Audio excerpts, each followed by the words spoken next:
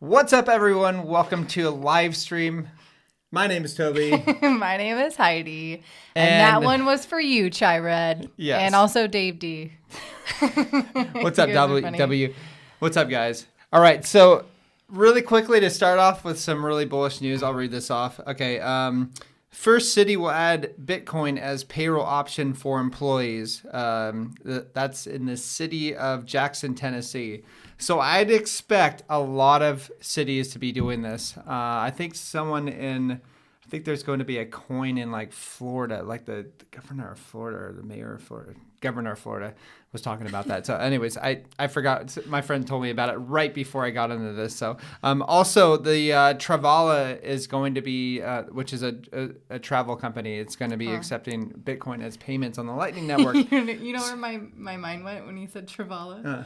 Giant Trevally. Trevally, yeah. Well, if you want to go Trevally fishing, then Travala is the way to go. Toby is your guy. Yeah, for sure. Thank you, everyone, for tuning in and saying hi in the live chat. If you guys are here and you're subscribed for at least 5 minutes, you guys can enter and take part in the live chat, say hello, ask your questions. Just so that we are sure to catch your questions. It's really easy if you just write question in all caps first, and then that'll get our attention much more. But yeah, we got a few things to talk about today. Yeah, definitely. Like our mind is kind of changing on Tron, and Heidi will definitely get into this. But I mean, it's kind of cool what's happening to it. Not exactly a 180, but yes. Maybe like a 10-degree. I have a lot more hope for Tron, and then oh my gosh, Luna. Yeah. On a freaking roll. Yeah. Luna is an interesting one and we're gonna talk about that one as well today. Yeah. So it's really Luna actually gives me a little more comfort knowing that when we do go into a bull market, when we do go into a bear market, it could be really helpful to dive into the Luna space, and we'll explain more why. But I think it's really interesting, and a lot of people aren't talking about this. So yeah. So first, you guys, if you want to follow along with all of the articles that we're going to be referencing today, those are available just for you down below in the video description. First off, we're going to talk about Tron and Justin's son, that guy that we love to hate to love, who is little kid, the owner and you know the guy who's running Tron basically in the Tron Foundation. So the former owner. Yeah, Justin's son has. Stepped down as CEO of Tron, which is huge news. It's actually a pattern that we've seen with these types of, ironically, with Litecoin, Ethereum, and now Tron.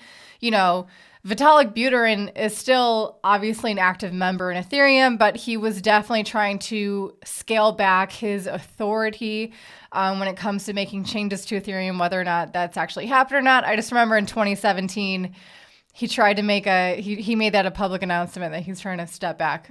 Whether or not that actually happened, I think it definitely happened. Yeah. And I think that was really good because yeah, absolutely.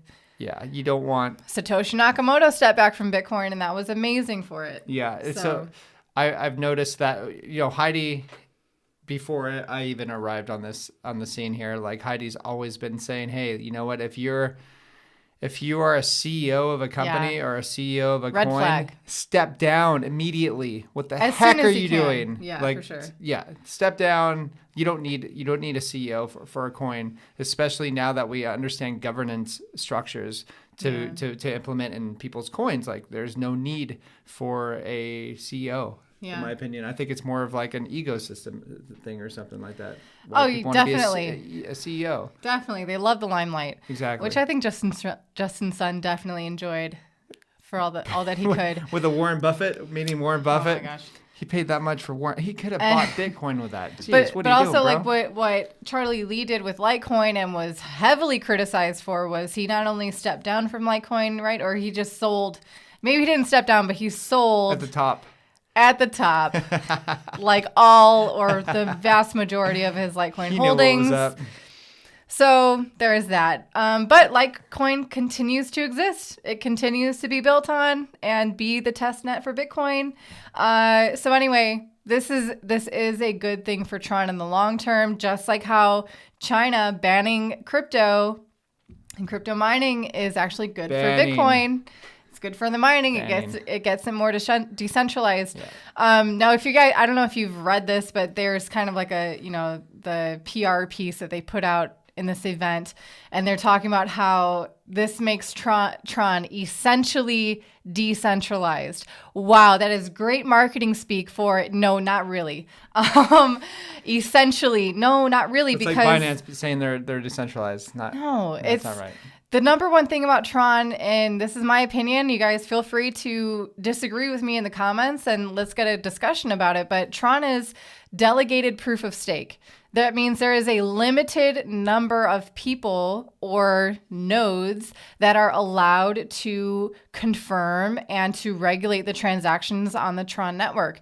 27. That is a tiny number.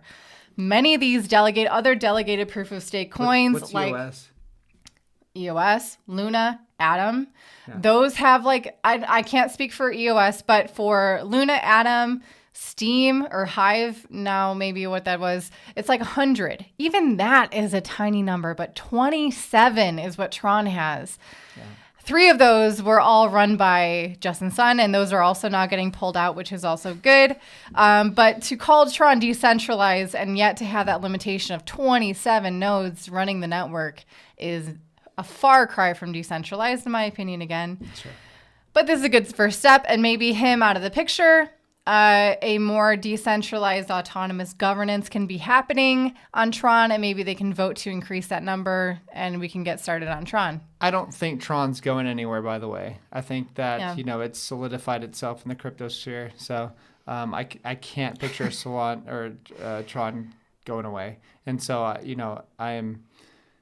think it'd do really well during the rest of this bull run. So, yeah, definitely am kind of happy about that. Yeah. Yeah. It really turned me off when Justin Sun, anything he's touching, like steam it. Remember? Yeah. Gosh, ran that thing to the ground. Yeah.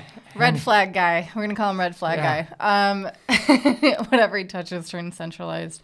Yeah. So anyway, now let's move on to the next article we can talk about. And this is basically for those of you who need more evidence that we are in a bull market. If our past video didn't do it for you, you're welcome for the clickbait if you clicked on it and you learned something. Can I say one thing before I start this? No, you cannot. All of the chartists that you guys are seeing on Twitter and YouTube, they're all wrong. They're all wrong. They really are. It's all over the place. If you're looking at Twitter trying to get or YouTube trying to get an idea of where this market's headed, I mean, you're looking at, oh my gosh, it can go to 10,000. There's a couple guys on YouTube saying 10,000, 14 to 10,000. It's like, are you nuts? And then there's some that, saying at the end of the year, well, we'll be at 150 or whatever. Just oh my goodness, people really just relax. See, the whales use this. For instance, the whales used the hype for this December when it was November, December's going to be the month. And so they're like, oh, this is perfect. They can get sentiment for free by looking at Twitter and go, okay, let's just smash the price. That's going to destroy confidence. Then people are going to sell. We're going to bring it back, 25, 30% maybe. And then people are going to panic sell because they're like, oh, this is the end of the bull market. And then they buy up all these coins. I mean, just look at the on-chain data. Coins aren't going onto the exchanges. Coins are going off exchanges into hardware wallets and cold storage. Exchange coins are at 3-year lows. So anyways, back to this. Yeah. I had to clarify that for everybody. Great. Clarify. Yeah. Preach. So this article that we're now going over is talking about basically the crypto market cap, how that has increased. Basically, it's almost tripled in the past year from January 1st to December 20th from 2.1 trillion, from 776 billion to 2.1 trillion. And this is despite times of general uncertainty. The fear and greed index is heavy in the fear. People are wondering if this is the end of the bull market. This is what is happening during a bull run is the market cap, the money flowing into crypto has tripled this year. And we ain't seen nothing yet. So also, within this article, it's just interesting, everyone's trying to justify why the price is doing what it is. What news was the thing that was triggering the price moves? But everyone tends to forget that we are psychological creatures. We are creatures of habit and cycles and patterns. And this is what markets do. They're cyclical. And, they're crediting El Salvador. They're crediting the ETF approval as like the big pump in Bitcoin in November. And also similarly, now they're saying regulatory uncertainty could be a reason for the dips. The dips are happening all the time in bull markets anyway, several times. This should not be a shock to anyone who's been investing in crypto for, at least since the past cycle. If you guys were here in the beginning of 2016 until now, you guys are like seasoned veterans. You guys don't care about these dips. Yeah. But the best sentence, my favorite sentence that is in here, that is really true is, let me see if I can find it. It's at the end here. Sorry. Let me see. That's what I get for reading this like 5 hours ahead and then not actually going through it. Basically, it's saying that crypto is becoming less and less affected by regulatory uncertainty. There was a Bloomberg article coming out saying 2022 was going to be the year that the U.S. was going to embrace cryptocurrency. It was going to wrap its regulatory clause around cryptocurrency. Like they want to phrase it like it's some good thing, but they're going to be... And they want to phrase it like they can do that. They can't. Centralized platforms. They can definitely... The CEOs... Yeah. And the bottlenecks, they can threaten them pretty hard to make them, fork over whatever data that they can collect on their people. There's a will, there's a way. There's a decentralized world out there as well. Here it is. Here's the sentence. It says, based on the significant capital inflow in the market, it seems cryptocurrencies might be growing immune to frequent regulatory crackdowns. So basically that is it, right? It's saying right there is saying that news outlets, FUD and FOMO, whatever is coming out in the news, it's not going to change the general trend of a market. Cyclical. That's what it's going to happen until it doesn't happen anymore, regardless of whatever FUD and FOMO comes out. During a bear market, no matter how much of a bullish news article, whatever implementation is coming out, it's not until people have accumulated and retail starts pouring in that the prices are really going to start pumping. And as much regulatory uncertainty there is during a bull market, people are still greedily buying and speculating wildly on cryptocurrencies. So it's really important for you guys to take the time to do your own research, to become familiar with the cycles, and to take your emotions out of it, because you will get sucked into these different articles that are like, oh my gosh, that's going to trigger a bear market. No, it's not. No, nobody ever calls a bear market. Yeah. Nobody. I don't care who they are. They don't call a bear market, and they also don't call a bull market either. So, a lot of things happen during a bull market. First of all, it's big money getting in, and big money's going to play with smaller money. That's pretty much it. And that's what's happening right now. You have the big whales eating up small little fish that are weak-handed, don't understand Bitcoin, don't understand this space very much, which is unfortunate because, I didn't really have that when I was first entering the space. I didn't have anywhere to go to even understand there were whales. There weren't any. There weren't that many whales as it is now. There was a couple whales, but that's about it. But now there's a bunch of whales. They were friendly whales. Yeah, we'll say that. I mean, back then when I first started, 100 Bitcoin you can't consider yourself a whale. Now 100 Bitcoin considers yourself a whale, almost a whale or whatever. But I mean. Come on, some of these people have way more because they've been buying for so long. And so This is what they're doing to the prices now. Like, as you can see what's happening with the price, they've kept it into range bound, and they're going to keep it like that. And they're going to do that until people really start to capitulate. And, we have not seen a double bottom yet. Hey. That could be something, having it go down to 42,000. Would you freak out if it went to 42,000? I wouldn't. I'd be buying. Yeah, place that order. I'd be Click definitely buy. making that, Buy, our buy. CT club buying the freaking crap out of that stuff. Yeah. So yeah. But that's another point, is that this is kind of a new game in crypto right now. There are new types of investors. Much bigger investors are entering this space, and with them and their buying power, basically, compared to maybe the market cap of Bitcoin or the market cap of crypto in its entirety, is that they're going to influence the patterns much more than any one retail buyer is going to. So maybe we're going to see more patterns of, like, tax harvesting at the end of the year, or like quarterly movements. So then they can show what they need to on paper, their profits or losses, what have you. Let me go over some questions. Okay. Really quick. Terry Bukna says, question, are we in a bear market or not? No. In our opinion, no. No, absolutely not. Like, just, there's not even a question of whether or not we are in a bull or a bear. We are in a bull market. This is what happens. I keep saying this. I'm going to keep saying this because you guys will learn the numbers. Okay. But back in 2017, 18, you had the price drop 30 to 35%. 6 times. Yeah. 6 times. Yeah. And we didn't really have too much of a history to go on before that.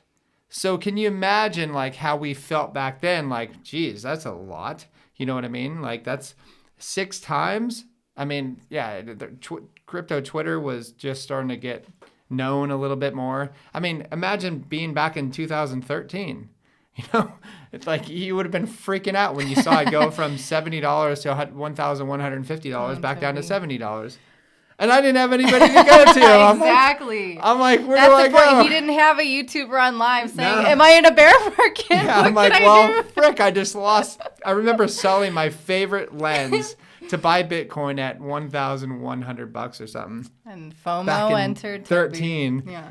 And just like I didn't have any okay, well, I'll just hold because I really believe in it. Yeah. And I was at the point where I was willing to live on the street before I sold any Bitcoin back then because I understood Bitcoin, and I'm also very extreme in my mindset, as you probably know, what I surf and stuff. So that also curtails into my investment strategies as well. I'm a bit more risky sometimes, and that's fine because risk pays off. If you're not taking any risks in life, like It pays you're not doing off. anything special. It pays off if you can afford that risk. I couldn't afford it. Jeez. I mean, you can take as much risk as you want in the surf, but if you're not hedging it in some other way, you can maybe only take that risk one time. Heidi's not decades. Yeah, take Heidi's advice. Don't take my advice. Come on, no one's advice. This is educational and entertainment purposes.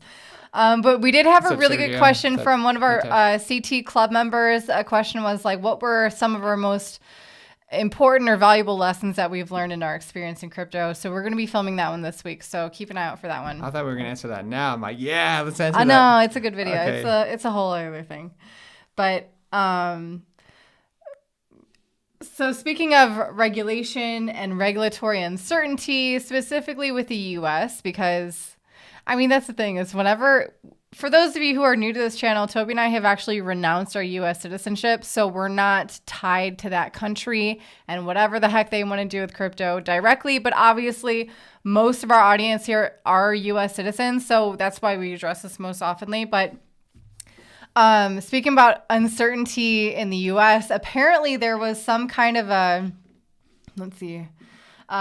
title of this article is Legislators Hid a Sneaky Crypto Reporting Provision in the Infrastructure Bill. And what this article is going over is really interesting in that it's very similar to other laws that are still in place that are probably outdated, much more restrictive now than they were when they were first implemented, purely because of the dollar value thresholds that they are. So for example, if you're traveling internationally, a lot of places, obviously it's like $10,000 limit. But that $10,000 was like set in like the 1970s, way before inflation was hitting. Yeah. So like $10,000 went a lot further than it does today. So, back in the 70s, that probably would have been like what, like $700 or something. It was like probably $600, yeah, of 10,000. So, and this is very similar. So the sneaky, what are they calling it? Crypto reporting provision in the infrastructure bill is basically they're saying like if you traded cryptocurrency, you as an individual are responsible for getting all of the identifying information of whoever you made that trade with. I don't know if this is having to do with centralized exchanges, decentralized exchanges. I don't know how the heck they would implement this and actually enforce this, but obviously this is a huge fear tactic that they always are leaning heavily on to scare you with the threat of the IRS, which is a formidable formidable entity. You know, like who wants to go against the IRS? I'm not advocating any of that. Like that's not, do your own research. So your own responsibility what you're doing with your money. But anyway, this reporting provision is basically saying it's going to require people who transact large amounts of cash above $10,000 to file reports to the IRS detailing the sender's names, social security numbers, and the new law amends the rule to make it apply to cryptocurrency transactions. Basically, this was first launched to deal with people who are doing cash transactions, which wasn't necessarily enforceable because cash is very fungible. That means not very reportable. Cryptocurrencies and blockchain technology is a beautiful technology, but you know, based on whose hands it's in, it can be very transparent and therefore very traceable. Bitcoin is not a privacy coin. This is definitely not able to be done on certain privacy coins. But anyway, they don't know that, and they're they're just trying to get what they can with this big net that they're throwing out. But so basically, let's see. Okay. This is from Abraham Sutherland. He's saying, any American business, we received your payment of 0.243 Bitcoin. Thanks for your business. One last thing. Give us your SSN, address, date of birth, occupation, copy of your passport or driver's license, and this other info that Treasury Secretary Yellen wants from you. How attainable is that? And I mean, anytime we're talking about this infrastructure bill, it's just so apparent that, you know, they don't know much about cryptocurrency, what is actually traceable, what is actually, you know, they're just throwing stuff out likely there. to happen. Yeah. I think they're just throwing stuff out there to scare the crap out of you guys. Yeah. Especially, I mean, I didn't even actually know this. No, me neither. Archer Bullseye, thank you for this link, by the way. He's a moderator and a contributor to this channel, so he sent me this link, and I thought it was good to talk about. Yeah, for sure. You know, it's all scare tactics. Yeah. I mean, how are they actually going to do that? So, exactly. You know, if you have money, like, I don't know why people stay. Just like, why would you stay at a place like that where your government treats you like such garbage? Like, forget that, man. Like, not even worth it. Take my family, go somewhere else where I'm treated better. Yeah. And I know, like Andrew Henderson says, go where you're treated best. Absolutely. And I know that a lot of people in the U.S., you know, you feel like you've been indoctrinated since day one of the U.S. is number one. Everyone wishes they were in the U.S., and we are definitely seeing the tides turn on that. If you haven't left the country yet, I know we're in uncertain travel times. It can be a headache and be a lot of different requirements for traveling. If you have the chance, please explore other countries, and you are probably going to be shocked at how easy life is in other places that don't have a government that is so suffocating as the U.S. That's been our experience with Portugal. Is like our lawyer Maria. If you guys are enjoying our videos with Maria, we're probably due for a few more from her. But anyway, like the first couple meetings that we had with her, she's saying like, no, relax, like. No one's going to come and hunt you down. No one's trying to kill you or like lock you up forever in prison. Like, relax. Like, this is a friendly country. It's very human rights advocates and, you know, like a friendly country. And but we aren't citizens of Portugal. No. You know,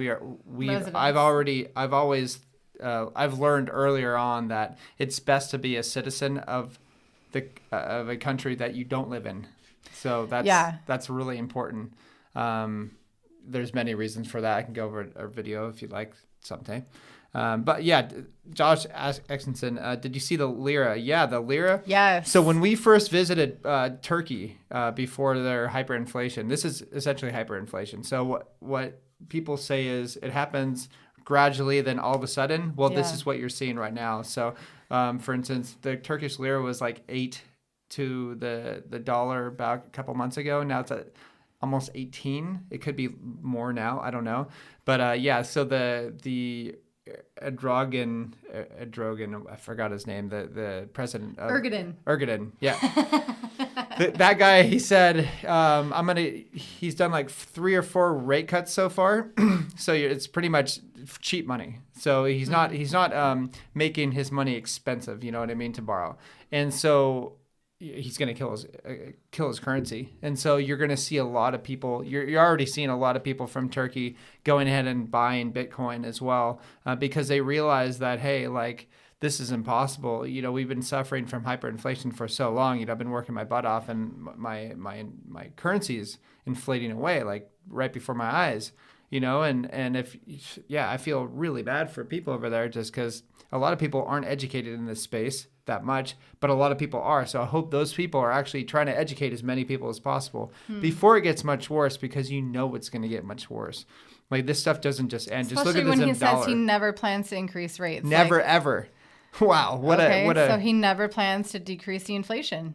So exactly. Well, no country is willing to decrease inflation, because they have to print in order to rush to the bottom of the barrel. Pretty much, that's what countries are doing to keep up with the U.S. dollar, which is the world reserve currency. Yeah. So, to buy oil. And Bill Ennis, great point here. You say leaving is easier said than done when you have 5 kids, 3 dogs, and all family here. I may leave Illinois though, baby steps.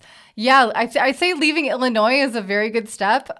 There's definitely, you know, within the U.S., there's definitely much more friendlier states, at least tax-wise. I'm sure, you know, depending on what you're really paying attention to or you care about, there's some wiggle room within different states, but, you know, you are within the U.S. government. And when push comes to shove, you know, you will make happen what you need to happen for your family when you see what you need to do. And that's it. So... yeah, I mean, there are ways to decrease these taxes, especially like in Florida or what is it?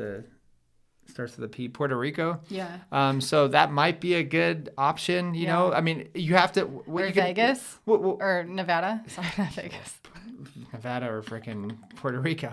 You know, like, okay, well, it depends on what you like. You know, so the desert or the ocean. You have to go. Okay, how much does it cost for me to move to, say, where you are, to a nicer place and a tax haven, compared to how much you'd be spending this time around? Because the next time around for crypto, like, we haven't seen anything yet, guys. We're only at $48,000 or $45,000 per coin. Wait till it's $1 million. Like, we're going to $1 million. It's just a matter of time. It's a matter of hyperinflation. Yeah, exactly. But I'm just saying, like, how much do you want to pay? You know, what your taxes now, and, you know, learn your lesson. And Michael is saying, I just came back from Turkey yesterday, and it was 21 Turkish lira to the pound. To the pound. Oh, to the pound, to the US dollar. Okay, yeah. So that's about 17 or 16, yeah. I did have a good question here from Sir Lullington. This is I'm assuming that you're relatively new to crypto just from this question, and I know there's a bunch of people who are new here, and this is an important one, an important concept to understand, especially when you're choosing which coins to invest in. Your question here is, do you both think ADA will match Sol's price when DeFi support commences? So basically, when the smart contracts are actually being rolled out on Cardano's mainnet, not the testnet anymore, can it match Solana's price? Not a You chance. have to pay attention to 2 really important categories of the coin, the supply and the market cap. Those are huge. And there's a big difference between Solana and Cardano, and why Cardano is so much more inexpensive compared to Solana. Let me explain something. Okay, so this is why Cardano will never be as much as Solana. And so here, I'm going to go over this. So Cardano ADA. I'll look at the market cap on that. So the market cap on Cardano is 39 billion with 45 billion coins out there. Okay, keep in mind. That's a circulating supply. 45 billion coins compared to Solana's 508 million. So yeah, it has 90 times the amount of supply Cardano does. There's no reason, first off, I'm going to say this to Charles, there's no reason to have that much supply out there. There's no reason. I'm just saying that right now. There's no reason. What's the point of having 45 billion coins out there? There isn't. All right. You know, like Bitcoin didn't need 45 billion coins out there. They needed 21 million, and you can divide it by... Especially if you can divide it already by however many decimals. There's just no need for that many coins.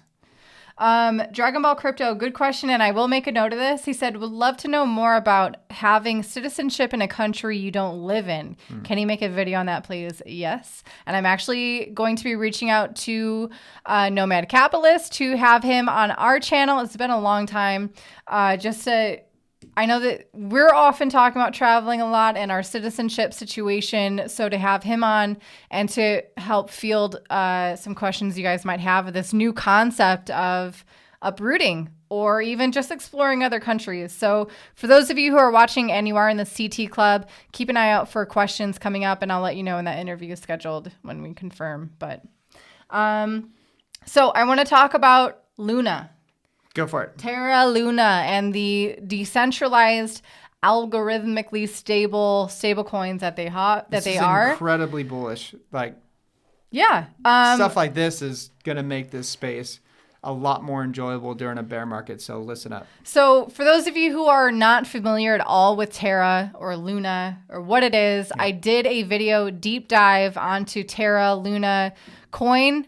Just search on YouTube Luna crypto tips. Basically, it'll pop up probably pretty quick. But so this concept of, number one, Luna's been performing very well, especially during times of these dips or relative range boundness, or, maybe a little bit of a decline in price. And that could be a hint of what is to come for Luna during a bear market. I feel like this one might have the best chance of performing well during a bear market. Purely because, depends. It's not going to be immune, but it could perform better. Mm-hmm. Not only because, there's Luna coin, and then there's like the Terra USD or UST, or there's several different fiat currencies basically that they're like being pegged to. But we're going to stick with UST for clarity here. The way it works, and I explained it in that video I just referenced, is that the more people who want to use UST as a stable coin, in order for them to keep that pegged to the value of the dollar, they need to mint new coins. And the only way that they can mint new coins is by burning Luna tokens. So that in itself, everyone loves Bitcoin for its scarcity. Binance has been doing very well because they do these quarterly burnings. So the same concept is going to be lending for the price appreciation of the Luna coins because they're becoming more scarce. Vice versa, when people are leaving the Luna stablecoin arena and entering Bitcoin, let's say Bitcoin dominance is growing again. Once the Luna, the UST supply needs to constrict, what they do is they take the Luna and they use that to purchase the stable coins off the market, and they burn those stable coins. So they're re-entering Luna onto the market, and they're removing. So that's how it's kind of like an algorithmically secured, elastic supply kind of UST. So I think that's why Luna has been performing pretty well. Also, with all this FUD about, not necessarily FUD, but again, regulatory uncertainty for centralized stablecoins like Tether, even USDC, GUSD, any stablecoin that's requiring a physical bank or physical reserves that they're using to back the value of their stablecoin. those are very easy targets for these governments to come in and clamp down, or to box you out like they're classically doing on any centralized exchange. So Terra, I think, is going to be very important. But there is one thing I'm concerned about, and that is the fact that they adjust these algorithms, or basically it's up for a vote, or they make adjustments basically on a weekly basis. And we've all seen the volatility of cryptocurrencies, how quickly things can change. And the sensitivity here is that the fact that stable coins, their faith, the success of a stable coin is based on the fact that it can keep that stability. That's why people are using it, because they don't want to lose value. And if Luna can only be adjusted every week, what's going to happen when it's off the dollar peg for a week? Will that be enough to kill the faith of the stability? Maybe they can come together and make some votes. I think they can change. And they can change it to make it much more. Yeah, they're a delegated proof of stake. So they can make changes relatively quickly. Yeah. That actually answers Carissa 2000. You said, my understanding is that the community doesn't own a large percentage of the Luna supply, so be aware of the tokenomics. Yeah. Yes, that is partly because it is DPoS, or delegated proof of stake. Yeah. And so those people are, it's kind of like this. It's kind of like these people have large amounts of fish in a net, all right? And then, they are controlling pretty much the entire ecosystem with that. And then you have the other little fishermen that have like one or two fish in the nets. But the big nets are the ones that with the DPoS, like they're pretty much the head honchos in there. Yeah. They're kind of like they're almost like a part of the ecosystem. They are part of the ecosystem. It's just like they're a president or whatever. And yeah, I mean, obviously centralized supply of any coin isn't the ideal situation, but you have to also realize that does mean that they have a lot of skin in the game, and that for them, it's in therefore their best financial interest for that coin to continue to be successful. So, depends how long of a long-term plan they have for that coin. But anyway. So Terra price prediction, Court W. I should do a video on that. You should. We haven't really done one like that. I should get into that. I'll thank you for that. Actually, I'll take a picture of that and do that. Cool. All right. So let's see. What is the status of my book? Yeah. It's getting done, guys. I have my daily thresholds of the words I'm pumping out every day. I had several setbacks trying to write this book. It's been since like 2016 I've been trying to write this book. And the thing is, I keep trying to write it on a Mac in Indonesia. So humidity, heat is not so friendly for hardware whatsoever. Yeah. And yeah, definitely thought someone maybe was hacked in my computer and kept crashing it on purpose. And I was like, oh, maybe this book is really important and I need to to write it. Anyway, so most recently that happened this summer. When did it happen? In like August, I think. It just happened this summer. My computer died. So it died. So I got over write it again. I got over the thought process of, wow, I just lost everything I've ever written. Should I try to rewrite everything I had, or just start from scratch? And it's a tough mindset to be in, but I'm over it, guys. I'm writing again, and I'm confident, and it's getting done. So I mean, this is like years. Very soon it will be. Years and years of research. So I think you're going to get a lot of information out of this book, and especially like knowing who Satoshi is. I think we pretty much have narrowed it down, and so the book will explain that all. Okay, so Sandro, UST hold the peg much better than other stables, potentially, especially during regulatory crackdowns such as USDT and USDC and USDG. I think because of that, its liquidity will also be higher.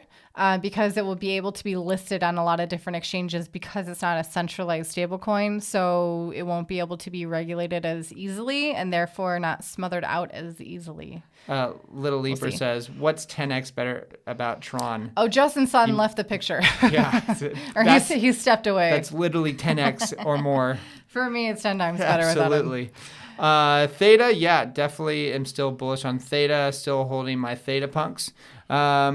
Let's see, where is it? Luna at $5. They're just, that's impressive. Yeah, nice. Luna, that's congratulations. That was an awesome. epic buy at $5. For sure. Yeah. Let's see. Thoughts on about the PYR? Hal Finney for the win. Yes, Hal Finney is my hero. Absolutely. Hal Finney, if you don't know who he is, we will explain in the book. I will. Yeah. Fun fact. Yeah. Hal Finney is cryogenically frozen in case he can come back when... yes. I think his wife is also going to be cryogenically frozen, so they can both be reunited again. They are heroes, hopefully they don't have freezer burn.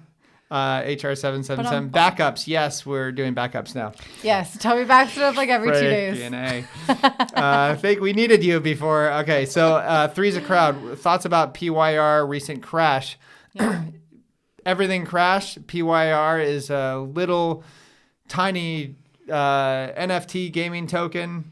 You know, it's going to take a hit big time, especially it doesn't have the liquidity like a lot of other coins do. And so I'd expect it to keep going to go back. Yeah, I would be a buyer here. And we've actually told our CT members to go ahead and buy.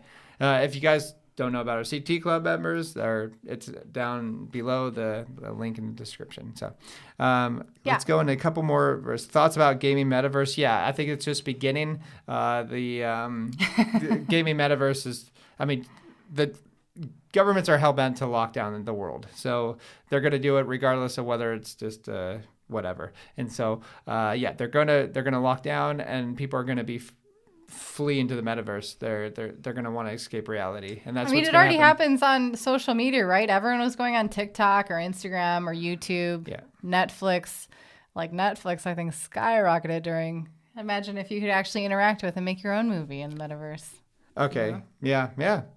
Be in the movie that you love to watch. Be in the Harry Potter movie. Here's one. Kiva Burke. Why were many experts wrong about the end of the year predictions, Bitcoin predictions? A lot of people are wrong on their predictions. We don't know yet because it's not the end of the year yet. We have 10 more days to get to 150.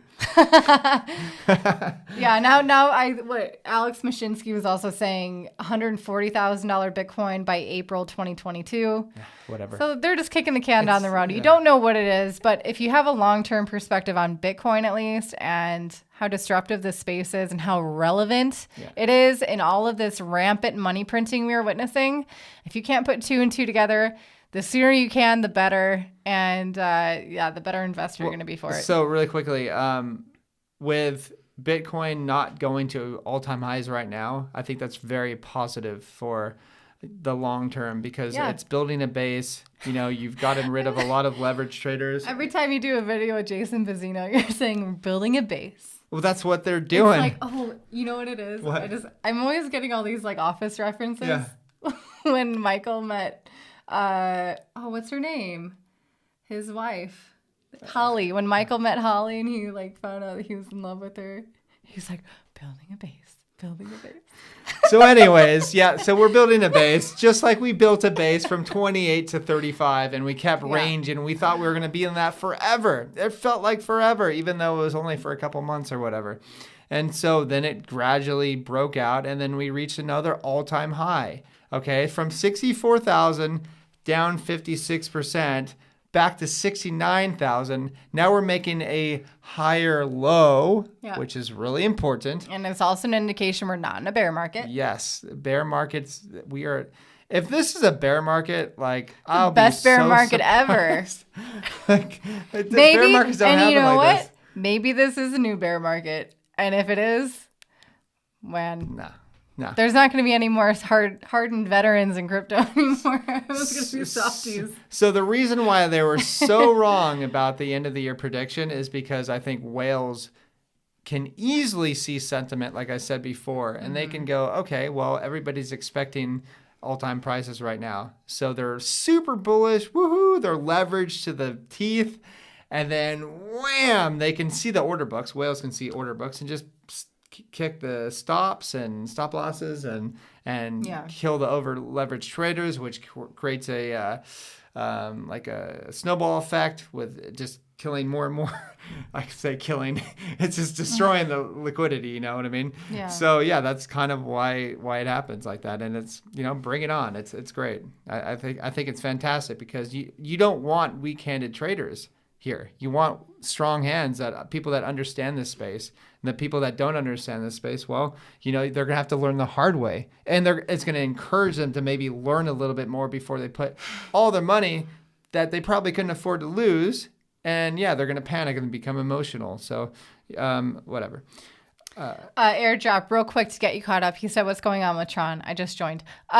Basically, Justin Sun is stepping down as CEO, and the Tron Foundation is going to be dissolved. So one step in favor of decentralization. Now all they have to do is increase that number 27 nodes to several hundred, and we'll be on the right track. Okay, so there's a couple more I want to go over before we go. I know it's been a long one. Yeah, okay, long live stream, guys. We thought this was going to be a short one, by the way. Yeah, for sure. What do we know?